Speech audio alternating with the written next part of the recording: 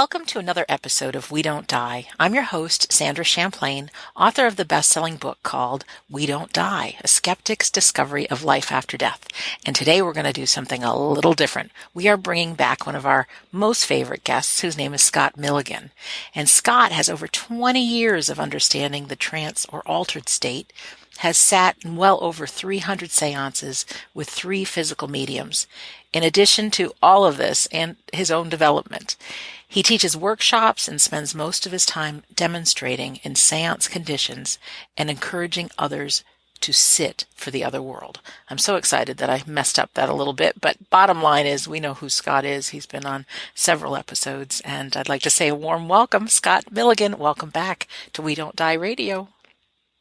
Thank you so much for having me back, Miss America. You're my spiritual sister, and this talk is going to be so informal. So if we mess up together. Is that okay? It's perfect. It is perfect. Well, I get excited when I talk to you, and I'm going to see you soon, very soon. I know. We're going to be spending some time together in the United Kingdom. At the moment, it's absolutely tipping down with rain. It's extremely cold. But I hear America's cold as well at the moment. You're getting lots of snow.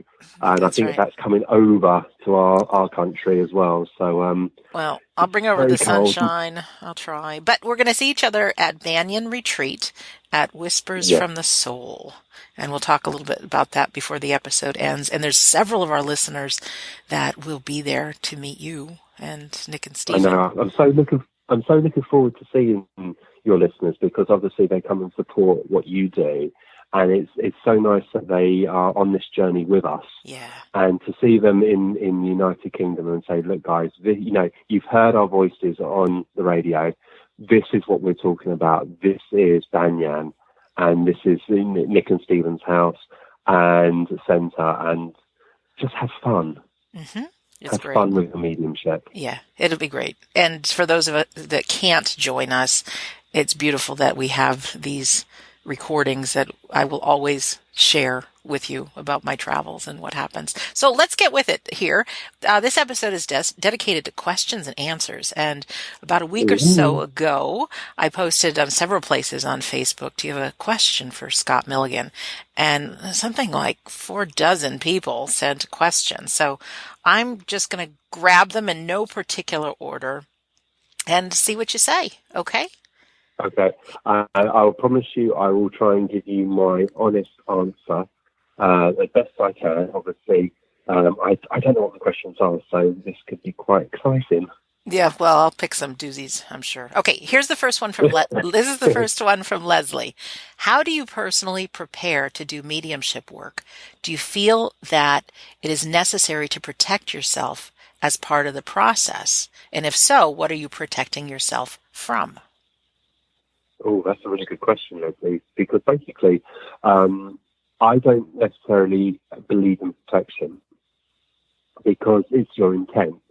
So for me, as I prepare myself to work, so if I'm doing a workshop, for instance, it's like this morning when I woke up, I was just laying in bed, just getting my thoughts together, and a voice came to me and started to speak and told me the first steps of the workshop. So they told me that I was to move people into power instead of keeping their eyes closed, to keep their eyes open. So that was very spontaneous. When it's more of the seances, I actually feel if we are sitting at 7:30 at night, I actually feel my whole vibration start to change that day. So throughout the day, I can feel things starting to shift. And I know from about 3-4 o'clock onwards, my mind is a bit all over the place. I'm not very disciplined with thoughts. I do kind of sit quietly, as it's an open and honest forum. I actually sit quietly on the toilet because that's the only quietest part of the building I can find. And I just send my thoughts to the spirit world and just ask them to draw close to me and invite them to blend with me. But I also say to them, let's have a party. Whatever I can do, whatever I can surrender, please take from me what's needed. And then as I walk into the seance room and I'm searched and I'm just being tied down to the chair, I can still feel that shift. And it's like everyone in the room starts to fade away. And then as I'm tied down into the chair and as the curtain's drawn, I become very conscious of the presence of Eric or Daniel or one of the other controls. And as that spirit person starts to move closer to me, a coldness comes from my stomach, and I can feel it going down my legs. And I can also feel coldness go up my back and over my head. And then that's how I start to drift off. But I talk to the spirit world very, very normal, very natural. Daniel, we are a little bit more open talking. So I say, "You're right, mate," and you say, "Yes, I'm working." So I know I don't engage with him as much. Or he may move close to me and I say, "What's going on in your world today?" And we kind of have a conversation. I hear him as I'm talking like this. So, but my voice is, the phraseology is different. But if it's Eric, it's completely different. It's much more respectful. It's like, "Hello, Eric, how are you today? What's happened in your world? Have I done what you've asked me to do?" And it's things like that. So in preparation, I just talk to them. Mediumship is natural. So the more natural you make it, the better results you're going to get. If you stand on ceremony, obviously we do have reverence and respect with our mediumship. But I remember the spirit world saying to me, "Do not wrap your words in pretty paper. It devalues the message that you wish to bring." So I always speak to the spirit people very plainly. I never swear in front of them. Sometimes Daniel and I will have a little bit of joking, and I will use some kind of swear words, but they're not really aggressive ones. They're very common in the UK, especially if I'm awake during the seances and he makes me jump. I go, "Oh, you little bugger," and he laughs back, and I laugh with him. We will never say anything which is disrespectful, though. Excellent. Well, this will be question 2 from Terry, and I think it blends right in with this question. How do you know your guides' names? And I don't know if Eric and Daniel are guides or if they're friends. So maybe you can discuss that as well. Absolutely. Now, when we are born to this world, we are born with a person that will teach us spirituality. And I believe those people are our guides. Then if you are a worker for the spirit world, you have work friends, if I can put it like that. So Daniel, Eric, and Morning Star are my workers, but they're also my friends. I would never call them guides. I call them controls. I'm an old-fashioned person, so I like the word control. And they're my friends, and they are there to work within the Austin Wish Circle, and they work in sales capacity, and they share their wisdom with everyone. Because they are friends, they can work with anyone. But I seem to be their main point of focus at the moment. My personal control, my personal guide, who's there to teach me spirituality, I'm aware of a presence, and I'm aware of an oriental feeling with this communicator. I don't know the person's name, but when I have asked the spirit world for names, the spirit world said the name is not important. The message that I bring is of importance. So for me, I don't mind their name. I like the message that they bring, but I call them friend. I would like to know their names a bit more on an intimate level, but until the spirit world give me that, I can't. So I just know this oriental person, I call him friend. I have been told there's a name, and the name is La Supong, but I don't know that to be true. There is a communicator that has spoken in our circle about that, but I don't know. But for me, I would say don't necessarily listen to the name, listen to the message it brings. Because if I pose the question to you that the person was a killer, for instance, and they've gone to the other world, they've experienced the quickening, they've gone to the state of familiarity, and they are starting to review their life and they want to make a difference, will you devalue the message that they bring for the life they have lived, even though they're trying to change their ways? So sometimes it's better not to know the name. And now I'm not saying for 1 minute they're a killer or anything like that, but you may get stuck more on the name than the message that they wish to bring. It's so many times I hear, "Oh, my guide's Cleopatra," and you think, well, Cleopatra lived so many years ago. Surely Cleopatra would have moved on beyond that. Right. So I kind of I sometimes like the secrecy of the guides, and just know them as friends. You know, you'll know them, you'll feel them, you become aware of their presence. So Excellent. names are not important, I say. Well, I think this next question goes again on the tail of this last one. It's funny how that happens. This question is from Janet. When a friend or family member passes over and has been very cruel and nasty to you, can you refuse them to contact you or even to be near you? Well, that's a really interesting question, and I was in a seance just probably about a year ago, and they woke me up during the seance, and they produced a voice box. So the voice is talking next to me, so I'm able to talk back and engage with the voice. And my control shouted out, and it was Daniel, mother-in-law, and started to give out some information. And I can't remember fully if the mother-in-law said Lisa, but the person that was receiving the message was called Lisa. I'm not going to use her surname, of course, because it's private, but they engaged in conversation for a decent period of time. And just before the voice went, because the voice was being called back, the lady, the recipient of the message, said, I've always wanted to say something to you, but I never had the opportunity. And they said, what's that? And she said, I hated you. And obviously that kind of language, it's like a shock. And I was like, and then the voice came back and responded straight away. So in that instance, they had like a kind of a healing balm during that moment. But I think if someone came to talk to you, you didn't really necessarily get on with, you can always say, look, I don't want to talk to you. And they will respect that. Now, there was a seance with Gordon Higginson with this gentleman that walked out the cabinet, and he was limping as he materialized and was walking out. And this lady said, you made my life hell, you can clear off, you can go away. And this spirit person carried on walking towards her and said, you made my life hell, I don't want anything to do, you go away. And the spirit person just turned around and started to walk back into the cabinet and then obviously dematerialized. And someone said, why the hell did you react like that? If I was getting a loved one, I would like to listen. I would like to hear what they had to say. And she said, that was my husband. He was an alcoholic. I sent him off to get the food money for the week, and he went to the pub instead and spent all the money.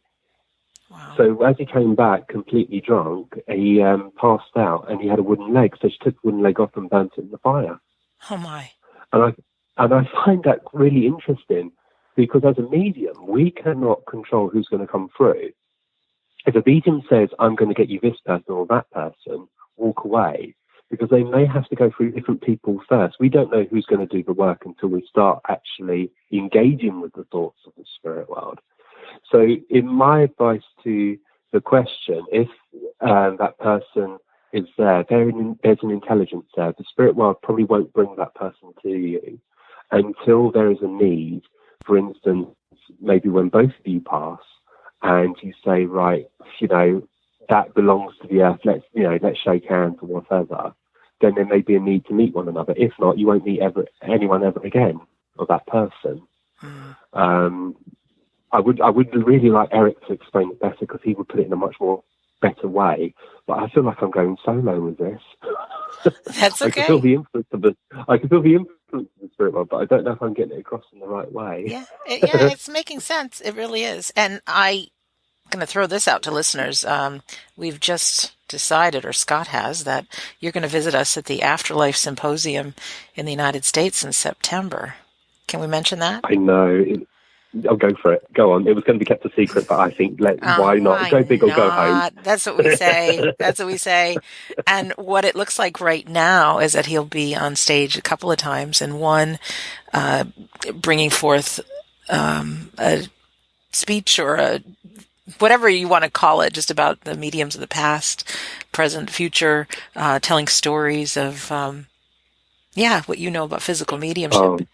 Oh yeah, I've got loads of stories and loads of pictures and loads of recordings of many seances and different brilliant. voices, which I wish to share, and also do a trance address if possible. Yes, this is the second time on stage. Sorry to interrupt, but speaking of questions and answers, Scott will be on stage, and his control, Eric, will be speaking through him, and it will be questions and answers. So to hear Eric's answers, we'll gather the questions ahead of time somehow before, but your questions can be answered, and it is a brilliant thing to experience. Yeah. And Eric, I just hope Eric turns up. well, one might think he will, because I don't think you or I are in control of where we really end up and what we're doing, and it's all for the other world. It is. So here's a question from Connie. Are there lower levels of the spirit world? Well, that's interesting. I think there's levels of acceptance. When we go from this world to the spirit world, we are at the starting block. We have to readjust ourselves to learn how the other world cooperate and operate. So we've been told by the spirit people that when we pass from this world to the world unseen, we go to a state called the state of familiarity, which is an environment which is very similar. So it means you have a house, you can have fresh flowers, you can have everything that you wanted within this world. And it just helps you to adjust. Some people adjust quicker and easier, and you learn that everything that works within the other world is by thought. And as you start to become more aware and adjusted, if I can use that kind of word, then you step out into the greater world of spirit. Now, the spirit world have said we can go through a stage called the second death, and that's where we shed another layer, of ourselves. Like when we are here within physical form, we have to use a physical body that is emanated by the soul. And obviously the body belongs to the earth and the soul belongs to eternity. So that sort of serves its purpose and then go back to the earth. Our soul then moves into the spirit world, then readjusts itself there, and it becomes much more brighter as it progresses further within the spirit world. So in answer to the questions, I think there are layers within the other world that takes a time for you to adjust in. But the spirit people have said the densest form of vibration is the earth, is us who are breathing now. And we are spirit within incarnated. So I believe there is a lower level, and this is us.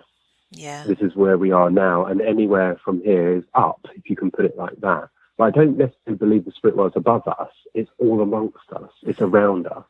It just moves too fast for us to see. Beautiful answer. Ready for another question? Yes, I feel our caller has arrived now. I feel Eric is here. Okay. This next question comes from our friend Carl. Do you have mediums who are now in the spirit world that come back to communicate through you? If so, what do they talk about? Yes, we do. We do have. I would call them pioneers who come back, and especially people who are very interested in physical mediumship. A lovely lady called Maggie Han, who is Helen Duncan's granddaughter, came and sat with me. And prior to her visit, we had this wonderful voice which came through in the voice box in the early stages, and she was able to say a few words, and we identified her to be Helen Duncan. And when Maggie came to sit, her grandmother came and spoke to her. We have had Leslie Flint, who knew my circle leader very, very well. And when he first started to speak, there was a code word that Bram, which was Leslie's partner, used to call Leslie. And the code word was Daddy. And so when the voice started to manifest and started to speak to John, he said, "Who are you?" And he said, "Lovey, it's Leslie." And then he said, "What was your nickname?" And as quick as a flash, out came the nickname, Daddy. So we had that validated. There has been others, but the message that they bring is more of encouragement about sitting, and more about how to sit and where they are assisting this world. When we spoke to Leslie and we said, "Oh, Leslie, how are you getting on over there?" And he said, when I came over, I thought I was having a rest. But Estelle came to me and said, "Leslie, we need you." And they conduct seances over there to attain finer knowledge, like the knowledge of silver birch, and then they cascade that through down to us, if I can use the word down. I know we were talking about layers just now, but they move it into our vibration so that we can reap the benefits of this system. So I say to all mediums, if you think when you die you're going to have a rest, you're sorely going to be mistaken. Our work continues. And because we are able to speed up our thoughts and slow our thoughts, we will be used in the other world to attain knowledge, which is maybe outside the reach of muggles, like non-mediumistic folk, right, if I can put it like that. Yeah. So that they will share the wisdom through us. Very interesting, if I may just share Sure. this. The spirit world said to us, there are people in your world that think it's wrong to disturb the dead. He said, equally, there are people in the spirit world who think it's wrong to disturb the living. Wow. And I find that really interesting. Yes. And that's why maybe sometimes we didn't hear from certain loved ones. But cheekily, the spirit world said, when people say it's wrong to disturb the dead started it first. Because the dead disturbed the living. And I thought that was awesome. And that's what I love about the spirit world, that they give the philosophy. And many mediums that come back and talk to us, they give philosophy. Excellent. Well, our next question... I was going to say, but you must try and test the spirits. Don't try and test the medium, try and test the spirit. Because if the medium tries to prove it, they have interfered. Yes. Test the spirit world. So if the spirit is coming through and claiming to be a certain person, you can always say to them, if that's the case, friend, can you just answer this question for them and see what they say back? Mm-hmm. Excellent. Ready for another? Go for it. Okay. Now, this question has been posed by 6 different people, 6 different ways, but I'm going to sum it all up in the question from Kim Lan. I am just now thinking about developing my abilities, and I'm not even sure what they are. I know there are courses that are available, but I'm in no financial position to take them at this time. Does Scott have any advice for developing our own abilities? Absolutely. Sit by yourself. Now, if you look at, and I'm not running down any organizations at all, but if you look at all the great mediums of the past, they didn't have Stansted to go to. They didn't have Banyan to go to. They didn't have places of interest to go to. They sat at home in a home circle. And home circle is key. It doesn't cost anything. You may just want to put on a kettle at the end of it to give someone a cup of tea after the sit-in. But if you haven't got people to sit for, I would sit by yourself. And what I would do is ask you, first of all, where do you feel love? Where does it resonate within your being? Where you find that spark of love, take your awareness to it. And then what I would do is then start to offer a thought to the spirit world and say to them, I wish to get to know you. I wish to be of service. I wish to support your world. Help me. Blend with me. And just for you simply extending that thought to the spirit world creates a light, and that light then gathers interest from the other world. For this person and other people to just simply ask this question, they're already starting to develop. So trust in it. I used to say to my circle leader, John, when he was training me in seances, I would say, I want to go on this course. And he said, who's the tutor? And I'd say the tutor's name. He goes, that person I hear has got great ability, wonderful things. And he said, why do you want to go? And I used to say to him, I don't know, but I feel I must. And then he would say, then you can go. But if I then said, I want to go because I want to learn this, I want to learn that, he said, no, you're not going. He said, everything you want to learn or everything you need to learn, you'll find within your seance room. Let the spirit world teach you. Saying that is going to put me out of a job because I teach. But No, the people who cannot travel, the people who cannot have the funds or the support to do so, maybe through childcare, etc., my recommendation to you is, I always have this saying, which has always kept me well.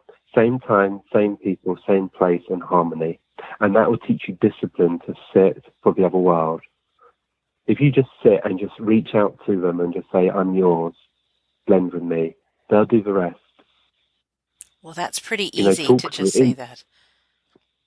It is. And then people think mediumship is complicated. It isn't. It's simple. Simple is the way forward. If you look, anyone who is developing the mediumship would know that the mediumship started to present itself to them when they were younger. And when they were younger, they didn't know how to communicate. And this is what I find interesting when I see people who have never done mediumship before, and they come along to a course, and then they sit and they blend really well. And then the next time they sit, they blend well, but not as good as they did the first time. And then as they blend a little bit more, it gets harder and harder and harder for them. And what you notice is that when they sat, they have no preconceived ideas, no expectations at all. They're free. But once they have that experience, they think that same experience is going to come back when it isn't. You're never going to get the same sunrise nor the same sunset. It will always be different. So when we were children, we're more free in thinking. We're away from logic. And it's about allowing this power to reveal itself slowly to you. I remember the spirit world saying that the gifts that you possess is like the blossoming of a flower. It must open reverently at the time it's needed. And for people just to ask that question alone, there is something stirring within them. That's good news. And flowers need patience and time to open. Ah, that lovely word, patience. I remember being at 15, 16 years old, being told patience, and it used to be like sticking needles in my eyes because I wanted it now. I wanted it to develop because I felt the spirit world needed it. You can be an instant coffee and you have rapid development, but then as quick as you develop, you'll burn out. You've got to learn how to work with the power. When we work, it's like a reservoir being drained. Eileen Davis will tell you this. It's like a reservoir that's drained, and we have to then refill it. Sometimes the spirit will dangle the carrot and show you there's potential there. And then they say, go away and work at it. It's great. Yeah, you couldn't rush a baby to grow in the womb. It's 9 months No. or about that. You can't force it. So next question, if I may. Both Jill and Corinne asked questions about dreams. Jill, I'd like to know the difference between dreams and how I can tell if it's a visitation or just a dream. And then Corinne also asked, like to know if loved ones and spirits can tell you through a medium or in a dream visit what is going to happen in your future. So could you talk a little bit about the dream world? Is it our imagination? Is it really our loved ones? And can they tell us what's going to happen? Well, I have to say to you, when we use the imagination, when people say it's an imagination, the spirit world communicates through the doorway of imagination. They have to, because that allows us to see pictures, hear sounds, and feel things through the area of imagination, free away from logic. Now, when we are sleeping, we get told by the spirit world, when we sleep, we're born with two bodies. We have our physical body and we have our spiritual body. Our spiritual body is known as the etheric form or the astral body. It's known by many names, but it's like the overcoat of the soul, if I can put it like that. And we have to, as mediums, use that spirit body to commune with the so-called dead. When we sleep, we move into that spirit body, and some people experience this by feeling themselves being lifted off bed, and sometimes people feel them being pinned to the bed. And some people say it's a terrifying experience, especially when you're like in the paralysis state or catatonic state and you can't move, and it feels like someone is literally resting on you. And that is your own spirit body returning, but your consciousness has just caught it. Every time we sleep, we go to the edge of the spirit world and we meet up with our loved ones. But sadly, we don't always remember it. And the spirit world have told us, thank God we don't, because if we knew how wonderful the other world was, we would find it very hard to continue our life within this world. I know I dreamt about my father, and I knew it was my father because it was so real. I was able to smell him. I dreamt in color. When I embraced him, I felt the fabric on his clothes. I felt everything of it. And when I woke up, I was so emotional. I knew I was touched by love. There are times where I dream about him, and I do put it down to my imagination, but it's still that kind of need to know. I need to just have that little touch, little feeling that he's still there, being reminded of his voice. So in answer to the question, it's the emotion that you have back when you return, but the spirit world do engage with us while we're sleeping, especially as we're drifting off to sleep and as we're returning from our sleep state. Can they tell us what's going to happen? Well, I've had prophecy through my own work, and had prophecy in dreams where an earthquake's going to happen or a plane was going to go missing. And I always, when I wake up, I always tell at least one person my dream, because it's validation. And especially when you're unfolding your gifts, you do have the gift of prophecy, because the spirit world will see if it's possible that you are able to receive that information. So I believe anything is possible, especially in the dream states. It's a moment of healing. It's a moment of being in the arms of the spirit. I always ask the spirit world in courses, at the end of each day, if we're doing a course the next day, I always ask the spirit world for healing, to replenish the power of what we've used, but also to continue the development while we sleep. Excellent. Thank you. Thank you. No problem. Here's a question from Lori. Am I interfering with my son's spiritual development in the hereafter by needing him to be close to me? I don't want my grief and my own needs to hold him back. I still want to be a good mama to him. Well, my heart goes out to Laurie. No mother should ever feel that pain. You will not be holding your son's development back. You will not be holding him to the earth or anything like that. It's a natural thing. And I guarantee the moment your son closed his eyes to this world and then woke him up in the spirit world, he was free of everything with pain. Anything what took him over was wiped away straight away. And he wants to come back to let you know that he's fine. If I can use Laurie's question as an example, yes. If a person has a child that goes to the spirit world, they still continue their development. They go to school. They get the opportunity to experience what our kids would have experienced if they lived. Bianca's son, who was David Thompson's ex-wife, the son passed very, very young. And in the seances, the father would materialize and say, B, I got our boy.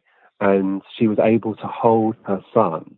And through the years of us sitting with David, Seth used to materialize, but he went from baby to more of like a little boy talking. And he'd say, Mama, look what I've done at school today. And this is the knowledge that you don't read in the Bible. This is the information that a parent needs to hear, that their children are fine and well within the spirit world. And no matter how long this separation is, once the mother, the father, or those who loved that child goes to the spirit world, they instantly recognize one another. And I have been told by the spirit people that if a mother has a child that passes very, very young, and they miss out that experience of having a child, they get to have that experience in the spirit world. If you're not blessed enough to have children, in the other world, there are many children that are over there who want to experience what it is like to have mums and dads. So you get to have that as well. Sounds like a great place. Do you know what? It was hard when my dad went to the spirit world, but my sister passed only when she was very, very young, and a voice came to me and said, "It's Emma's turn now to have your dad," and that took that selfishness of, oh my God, I want him back, to actually my sister who gets to have him now. We had him for over 30 years in my life, and now my sister in the other world are looking after my dad, and until we come over. And that took that kind of sting away. Mm-hmm. It's still a little bit painful, but it's my sister's enjoying my dad over in the other world. Of course. Oh, thank you for that. Thank you for No that. problem. Here's a question from Samantha. What's one lesson you have learned from the spirit world that has surprised you? It surprised, before I came into this movement, I believed that suicide, even though the person who committed suicide was extremely brave and they did something that I could not have done myself, there has been moments that I wanted to end my life, but I never took that step. I thought that they would be impeded in their development. Since I've been working with the spirit world, I know that's not to be true. Everyone goes to the same place. Everyone is met by love. Some of the voices that we have back who have taken their own lives, they normally say that they're first of all extremely sorry for the pain they've caused, and some of them said, I just couldn't live here anymore. I wanted to be with my son or my daughter or mum, dad, or so on and so forth. So the lesson I've learned is that everyone is met by love, Beautiful. no matter how you come over. Beautiful. Thank you. Our No next problem. questions, it's two ladies that have similar questions, so I'll read them both, but they're very similar. Nicole asks, when is it divine order, and when am I in control of how my life turns out? And then Gainer's question is similar. I'm a bit confused between teachers who say we create our own reality by our thoughts and words, and others who say that we planned our lives before incarnating. So are we in control, or is it all a big part of a divine plan? Well, I think there's what's known as cause and effect, and people use this word free will, and I quite cheekily have heard the spirit world say our will. And I believe that if we are born with a purpose, we will continue to fulfill that purpose as best as we can. Things happen for us for a reason. I don't know what the reason is, maybe through cause and effect. But I like to think that we do have control of our lives. We have opportunities to learn. I remember Eric saying, we don't give you lessons, we give you opportunities, and opportunities for you to see if it is possible and to view things from a different way of life. I think lessons means that you either have to graduate, and what would be the lesson from you failing? What would be your punishment for failing? So I think it's opportunities. But I get told by the spirit world that there is potential when you are born. It's up to you if you wish to follow that potential or not.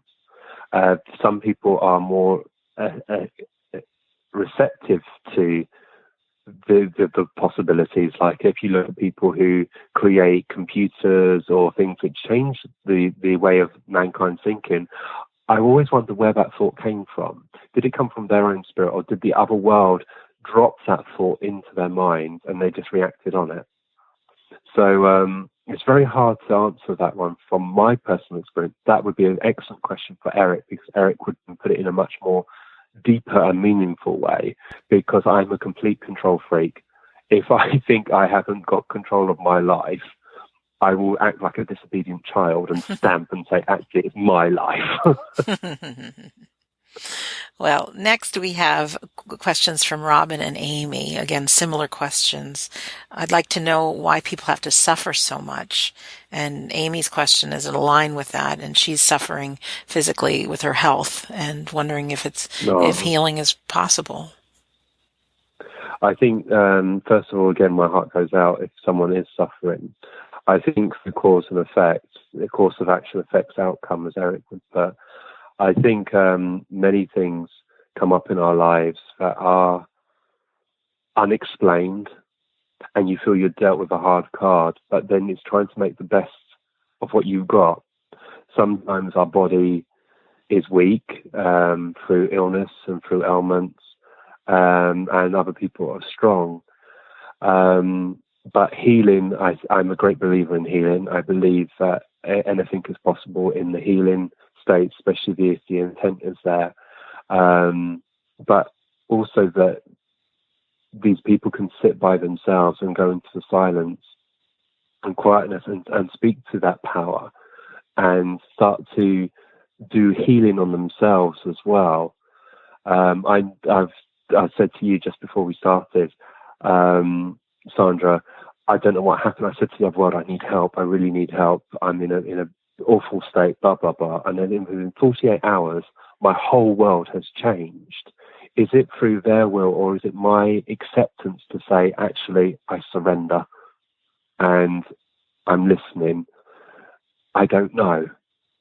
Again, I think that's a good question to put towards Eric, but my view on that, sometimes it just happens and it's beyond our explanation, but trying to make the best out of that situation.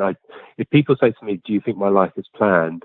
I would then say, why would you then choose to be murdered? Or why do people choose to be murdered or suffer or get born and have a terrible illness, which is so painful? What would be the lesson in that? And then going back, is this an opportunity to learn? Because if I knew that I was going to die of or pass with a very vigorous illness, which is going to cause me so much pain, I would say, no, thank you. Don't want that one. I want to die in my bed, thank you very much.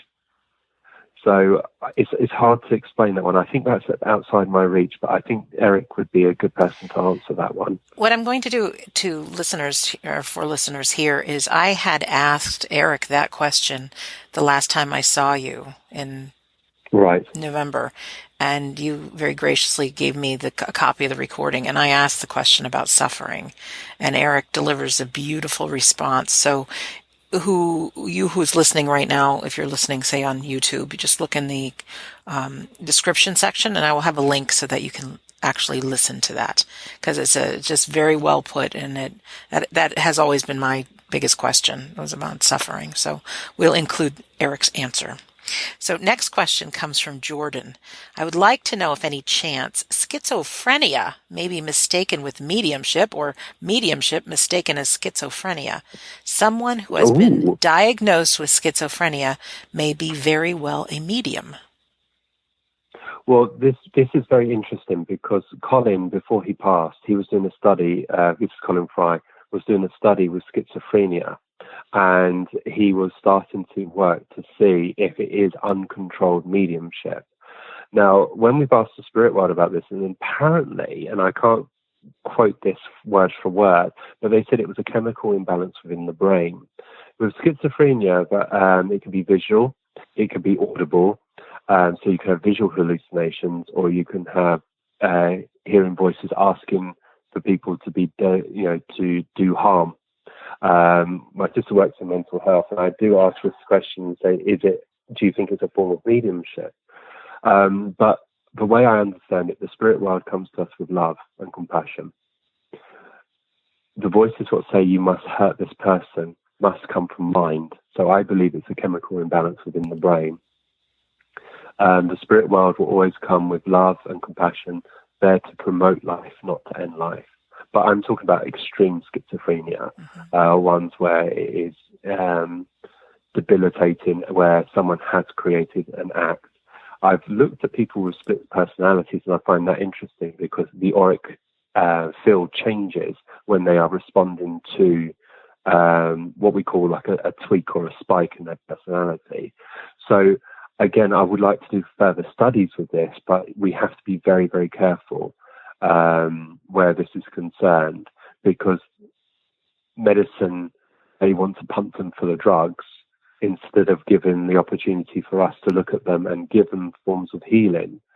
Now, the spirit world have said to me, because I do trance healing, if someone has schizophrenia, I don't go into the trance state. I go into a spiritual healing mode, which is different. So I'm not in the deep state. I'm very conscious of awareness around me, but it's more of a spiritual healing instead of the trance healing, which is I'm more out of control. But then if you look back in history, many mediums were locked up. Like if you looked at Carmine Marabelli, was given electric shock treatment because he was an outstanding medium, but people thought he had split personality. So again, we need to do more studies, and I think they will find studies where mediumship is concerned. But again, we need to seek guidance from the spirit world on the way forward with this. Yes. Makes sense. Tim has the following question. Has Scott ever had the team request changes in the environment or circle? If so, what happened? I know that a team often takes great strides to ensure the safety of the medium.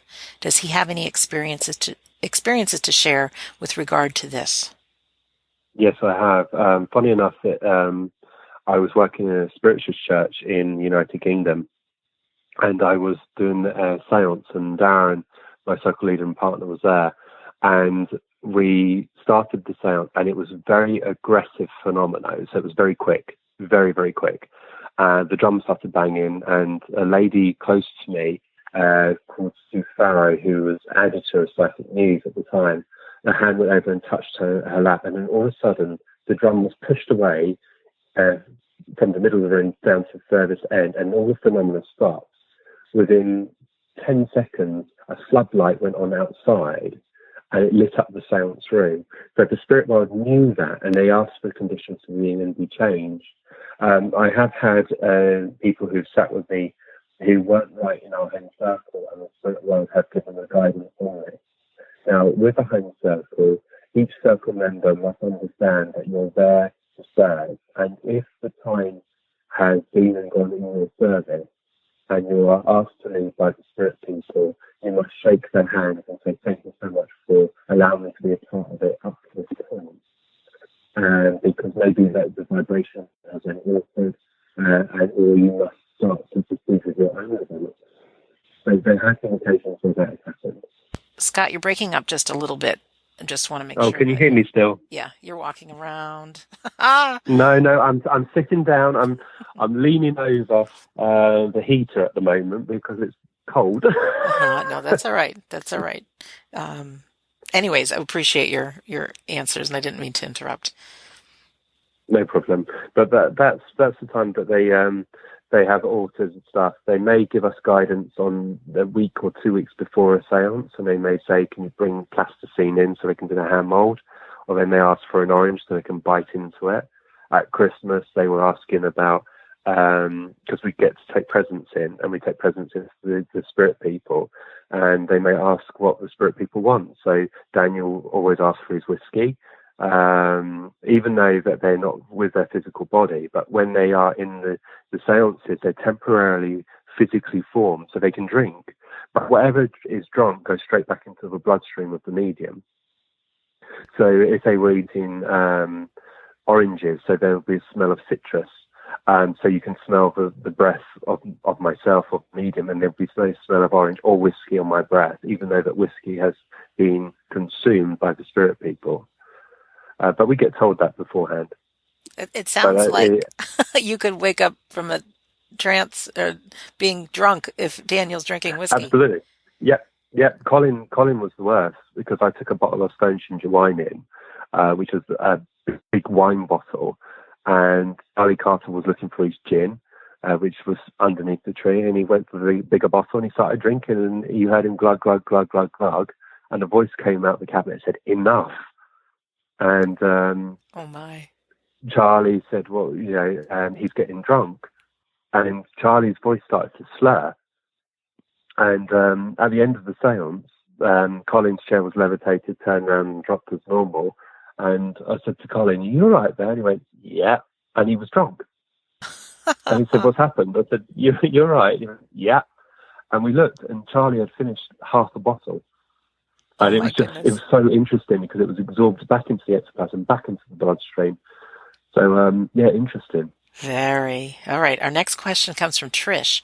Can we find out what our past lives were and what we need to learn in this lifetime? Well, I have to say, I'm going to be quite controversial in the fact is I don't necessarily believe in past life because I haven't had the privilege of meeting someone that could give me a satisfied answer.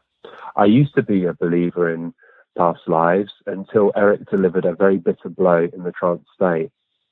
For instance, I had a powerful experience where I was taken back to a battlefield where I was an Oriental man, and I had my clothes which had straw inside. And I went to battle and I was killed quite quickly, and I felt the knife go in, I felt my life end, and I came out of it and I was pretty much sobbing. But then I started to realize this was my past life experience. So my ego started to tell people this story. And in the trance states, when Eric had a very strong control of my mind, someone asked a question about past lives. And he said, it does exist, but not in the way that we accept it or how we believe it at this moment. And he gave the story of the story I just said about the Oriental man dying on the battlefield. And he said it was so real to this boy, the one we love, through his own ego, he twisted it into his life. This is the life of Lao Tzu Pong. He is the one that is connected to him in the chair. Lao Tzu wanted to reveal his life to him so that they could become to know one another. And unfortunately, through my own ego, I said, this is my past life. So sometimes when we pick up on our past life, or what we believe to be our past life, it could be the life of our friends in the other world. So for me, I don't want to disprove anything, but I myself, I'm still seeking. Some people say, oh, many mediums of the past believe in past lives, but they also believed in rescue circles and earthbound spirits. And as time has come on, our knowledge has changed. So for me, I think it's, I personally would like to think it's one life, because once we leave this world, we've got another world to become aware of. The spirit world says, your world, people leave you. In our world, people join you. And I think to have that knowledge that our loved ones will not leave us again, I'd rather stay in the spirit world, thank you. But that's just my opinion, and that is my opinion. And I'm not swaying anyone. Maybe it's my lesser of knowledge, but I'm open to it. Yeah, and we're all on our journeys, and we'll all know when it's our time. So, use what we share here to empower you. So, Lisa asks a two-part question. One is what is the single most important message Scott has received from across the veil that gives him 100% certainty that we don't die? And then the second part is, if we shed our physical bodies when we go, how can mediums see them if we no longer have our body? Okay. All right. My most powerful, there was two experiences. One was a lovely lad called Andy, who came back and spoke to his mum and dad for about 15 minutes. That was extremely powerful. But my own personal one was my sister materializing in a seance with Colin. I didn't know it was my sister at the time. She came bundling over to me and said, it's you. And we were like, hello. And these hands touched me. They were child's hands. She was about 4 years old. She pulled my hand forward. As I pulled my hand forward, hands went around the back of my neck, and she gave me a hug, and I felt her dress. I felt her hair down her back. And I said, hello, who are you? She said, I'm your sister. I said, no, I've got Heidi, I've got Natalie. She goes, I'm Emma. And I was like, no, I'm sorry, I've got Heidi and I've got Natalie. And she says, I'm the one that didn't make it. And then to find out from my mum that I did have a sister called Emma, that was extremely powerful. So that moved me from believing to knowing very quickly. I think when it comes to when we shed our physical form, our etheric body is still there. So as a medium, we speed our thoughts up, and we're able to see the spirit people as solid as you and I. Technical difficulty? I was like, hello? I have more easier communicating with the dead than I do with the living. I was like, hello? So let's go back to the question about the ethereal body. Yeah, so the etheric body, so basically what we do as mediums, we speed our thoughts up, and that's how we connect with the spirit world, by using our power. And sometimes we can see it as solid as you and I. And we get told in the other world, no matter how old you are when you pass, you can be whatever age you wish. So if you were 89, but your best time of your life was when you were in the 30s, you can go back to that, how that is. But when you meet people in the other world who only knew you as an adult, you instantly recognize one another because it's love. Daniel, even though he speaks as a child, he wasn't actually a child when he died. He was actually 54. but he chooses to come back as a 7 and a bit and a little bit more, because everyone in that room has been 7 and a bit and a little bit more. Not everyone's been 54. So you'll have empathy with him. Oh, So he brings so much joy too. Oh my gosh. Oh, he's so cheeky, but I love him for it. I love him for it because that's the whole idea, that he makes people feel comfortable in the seance room. And laughter must be something to promote the Hugely. energy. Hugely. Well, the spirit world said laughter is the best form of power. And they quite cheekily say, we look at people like you sitting in a circle and we roar with laughter. And I said, well, in what way? And he said, because of what people say to us, is there anyone there? And we say, of course we're there. And we're talking back at you, but you choose not to listen. I remember Daniel saying to me, because I said to him, show me a sign. He said, I'm waving banners in your face and you choose not to see. You say, talk to me, I'm shouting at you and you choose not to listen. So I then say to him, how do I listen then? And he goes, be quiet. And I was just like, okay, that doesn't help me. He said, no, be silent and then you'll hear us. So I was like, okay, I get that. Wow. When they talk to us, this is just my question, could it sound like our own voice or would it be absolutely. a voice? Okay. No, it depends on the degree. If you're talking about in seances, they have to think how their voice sounds. Now, how I think my voice sounds is different to when I hear it on a tape recorder. In my head, I sound all manly and butch, but when I play it back, I sound very squeaky and not so manly. So how I think I sound and how I actually sound are two different things. So as they step into the voice box and they try and recreate their voice, sometimes it can be a perfect match and sometimes it can be slightly off. When it's in mental mediumship, when I speak to Eileen hears accents, so she can hear if they were smokers or non-smokers. She can hear how their breath was. She can hear all of that kind of sensation through her mediumship. Sometimes when I hear the spirit people, I hear it as my voice, but in a different tone. So Daniel's very Cockney, so I'll hear me speaking in my head, Cockney, and I'm born in Sussex, so it's a different accent entirely. Yes. Very good. Okay, let's do one more question. I'm looking at the time, and then we can do maybe an invitation to Banyan or the symposium or wherever else you want to share. But would that be all right? One more question? Yeah, absolutely. Absolutely. Okay, this comes from Jane. If you could choose one person to work with from the spirit world, who would it be and why? Oh, goodness. I'll get into trouble. I'll get into so much trouble because I'm not allowed to have favourites.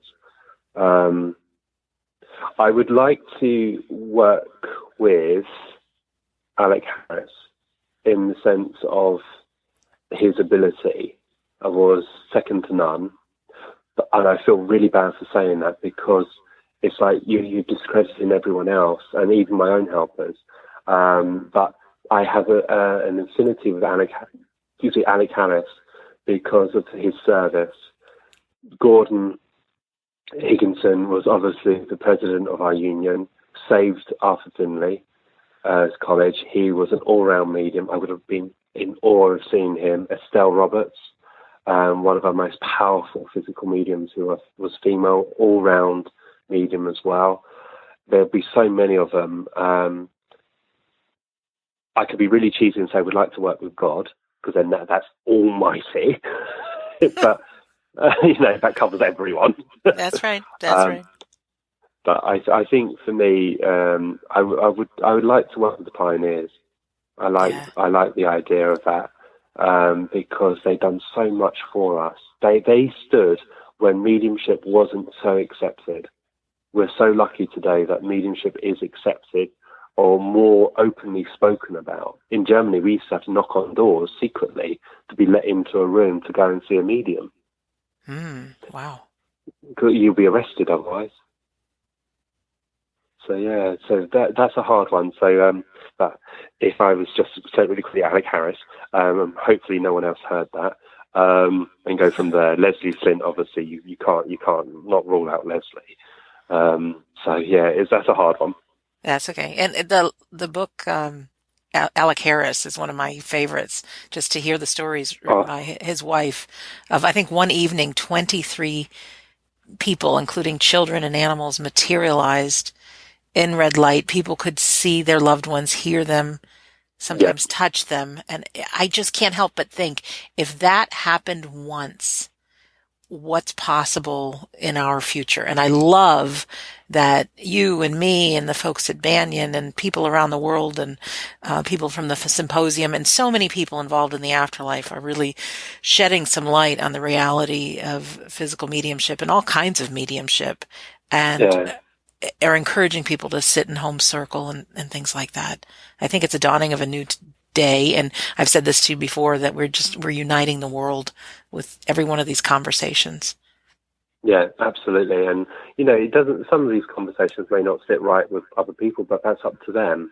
Mm-hmm. And, that's their journey. And we're on we're on the same journey, and we're going to get to the same destination. I remember saying to a person who was shouting in the street, saying, Lord Jesus Christ is here to save you. You're all sinners and all of this. And I got really angry. And I walked up to this person, I rolled my sleeves up and said, how dare you speak like this? And they were saying, you don't believe in God. And I said, I have a different understanding of God, not the God that you speak of, the one that will punish people if they don't listen. You're holding on to a book that was written thousands of years ago by the hand of man, and man is flawed. And I really went to town on it. And as a spiritualist, we can take our shoes off and walk into any temple, any church, any synagogue, and breathe in the atmosphere and don't have to shout about it. But other religions have to shout.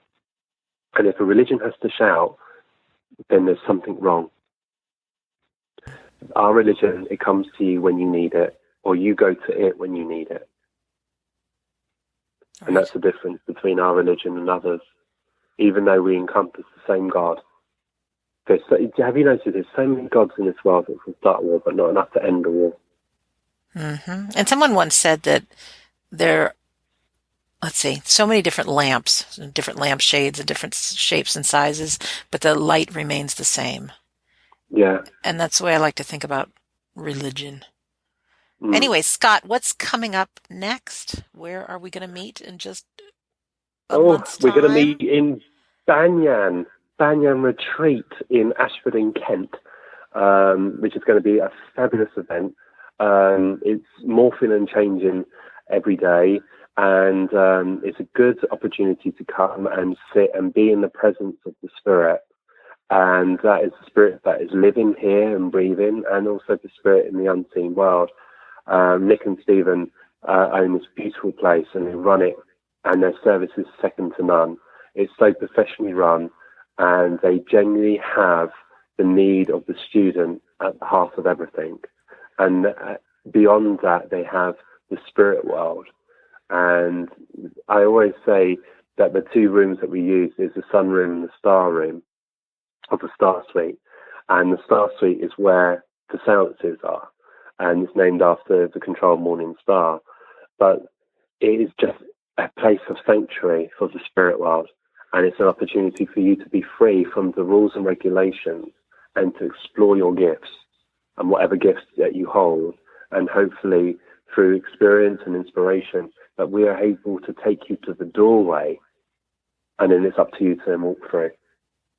Beautiful. As long as I walk this earth, and even when it's my turn to cross over, I'm going to continue attending Banyan, no doubt about it. And for our listener, there's so many different retreats and workshops that you can do, but banyanretreat.com is the home website. And what's upcoming that I'll be at is March 29th through April 2nd, Whispers from the Soul. There's going to be lots of lectures and practice and demonstrations and 2 seances. And I mean, it's so much love. Oh, and for some of our international travelers, you might think, oh my gosh, I live halfway around the world. If you need any help getting there or any advice, just email me, sandrachamplain@gmail.com. I think there's about 15 listeners that are going to meet different times at the airport and take cabs and trains and things, but we can work it out if this is something that calls to you. And then also, we're just planning, Scott will be at the Afterlife Symposium, which is September 14th through 16th in Scottsdale, Arizona. Now, his picture's not yet on the website, or it may be, depending on when you listen to this. But you will be hearing him speak twice, and also, well, Eric once in the questions and answers. And also we're looking at putting together a day that we're going to call, what did you say? Altered States, right? Yeah, Altered States. Altered States. So yes. Basically what we'll be doing is I will be leading the group into my beliefs in an altered state and giving you the opportunity to sit and experience the blending and give you some thoughts on how you approach the power. And hopefully that will lay a foundation for you to continue your development after I go, be it to the other world or home. Wherever. So if you are somebody who is coming to the Afterlife Symposium, or you're looking to, before you book your airline ticket, you might think of coming in Wednesday or Wednesday evening. And we haven't formalized the plans for this workshop, but I say we're going to make it happen. We're powerful people. It'll be a day thing. And then the symposium starts on the Friday. So Scott, any closing words? I think I would like to use the thoughts of Eric. Whenever he speaks, he says there are no answers. There are only questions that lead to greater questions. And I hope that the thoughts that I've shared with you bring you some kind of comfort. And remember, this is only my view. And if I was to place all of us in a circle and place objects in the middle of the circle, I would ask people opposite me, what do you see? And you'll see the truth from different angles. Please remember, I'm not the fountain of knowledge. I don't proclaim to know everything. Life is a journey, and it's about for you to go out there and find your peace with the questions that you have. So enjoy yourself, enjoy everything you do. If you can, please continue to support Sandra in all that she's doing with her radio show. I'm going to speak out of turn here, and I would like you to keep this on there, Miss America. Okay. Sandra runs her radio station, and she does it single-handedly. And if you can help her in any way, maybe a donation here or there, it'd be greatly appreciated, because a little bit goes a long way. And as you know, that she's changed so many lives and by this audio show, and it's grown so quickly. And if you can help her, then she can either move into a studio, or she can get better equipment, or whatever she needs. If you can support her in whatever you do, please do. Even if it's just talking about her on Facebook, or we do a Just Give page and get some funds in for her, it would be greatly appreciated. Thank you for that. And for our listener, if you look in the description of the show, I will put a link if you'd like to make a donation. And I like also, if it's just sharing this episode on Facebook, that would make a difference. And then also, I did forget to mention, if you go to scottmilligan.net, there are more than 2 times a year that you can hear from Scott. He does so many different workshops around, and you can just find out so much of what he's doing, and even taking a course somewhere with him is just brilliant. And he's got an online shop that I've been privileged to. I own all your CDs right now. But these messages from Eric, the questions and answers, some inspiration from Morningstar, hearing Daniel speak and Eric, and they're captured. So many of these questions and answers are captured on CD, and you can either buy the physical CD, or for those of us around the world, we can download a digital version. So many of the questions that we did not get answered today, and I apologize if we didn't get to everybody, but no, Scott and I will be discussing them and possibly answering them online in Facebook or something. But just know, I think there's no new question under the sun, and hearing all the information on the various CDs that you have, the questions I have had in my heart get answered by listening. So that's another reference that we all have. Oh, thank you. The shop's been redone at the moment, so it's been made more friendly. So again, it may be up if you're listening to it later, or if you're listening to it just after it's released. It will be up soon. It's just making it a bit more friendly for people. And just to let you know that the CDs don't go to benefit me, it goes to building our centre, which we have in the United Kingdom. So yes, I think That's that's your my dinner dinner. bell. That's my dinner bell. Well, Scott, thank you again. To our listener, thank you again. And our home base is always WeDon'tDieRadio.com. You can find all past episodes. And in closing, my name is Sandra Champlain, and I'm always so happy to be your host on We Don't Die Radio, And I do believe that life is an education for the soul and that your life here on earth is important. So let Scott have his dinner. We thank you for listening, and we'll see you soon.